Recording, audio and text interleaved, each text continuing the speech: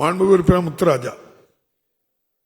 மாண்புமிகு பேரவைத் தலைவர்களே, புதுக்கோட்டை அரசு மருத்துவக் கல்லூரி மருத்துவமனையிலிருந்து மாலையீடு வரை உள்ள சாலை புதுக்கோட்டை மாணவர்களுக்குள் மிகவும் குறுகலாக உள்ளன.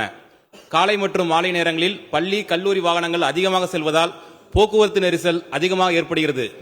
இதனால் நோயாளிகள் ஏற்றிச் செல்லும் ஆம்புலன்ஸ் மருத்துவமனைக்கு செல்ல காலதாமதம் ஏற்படுகிறது. இதனால் நோயாளிகள் மற்றும் பொதுமக்கள் மிகவும் சிரமப்படுகின்றனர். இது பொதுமக்களின் நீண்ட நாள் கோரிக்கையாக இருந்து வருகிறது. ஆகவே புதுக்கோட்டை நகருக்குள் தஞ்சாவூர் மானாமதுரை மாநில சாலையை அகலப்படுத்தி 4 வழிச்சாலையாக தரம் உயர்த்தி உங்கள் தொகுதியில் முதலமைச்சர் திட்டத்தின் கீழ் மக்களின் நீண்ட நாள் கோரிக்கையை விரைந்து செயல்படுத்தி தர மாண்பு அமைச்சர்களை மாண்பு பேரவைத் தலைவராக கேட்டுக்கொள்கின்றேன்.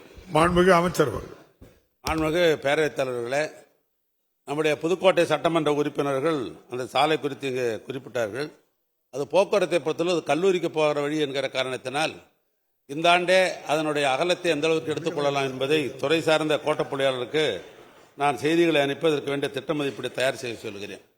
ஆனால் அது 4 வழிச்சாலையாக அமைக்க வேண்டும் என்று சொல்கிறார்கள். 4 வழிச்சாலைக்கு பொதுவாக இந்த ஆட்சி வந்த என்பதுதான் முதலமைச்சர் சாலை மேம்பாட்டு திட்டம் என்கிற திட்டத்தை அறிமுகப்படுத்தி 4 வழிச்சாலை எடுத்துக் கொண்டிருக்கிறோம்.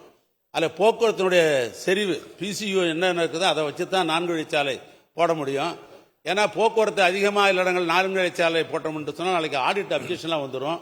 அதனால அது இருக்குதா பிசியூ இருக்குதான்னு நான் பார்க்க சொல்றேன். இருந்தாக்கா 4 வழிச்சாலை, இல்லை என்று சொன்னால் போக்குவரத்தை கணக்கெடுத்துக்கொண்டு இந்த ஆண்டு நிதி ஆண்டிலேயே அந்த சாலை விரிவுபடுத்துவதற்கு அரசு முன்வரும்.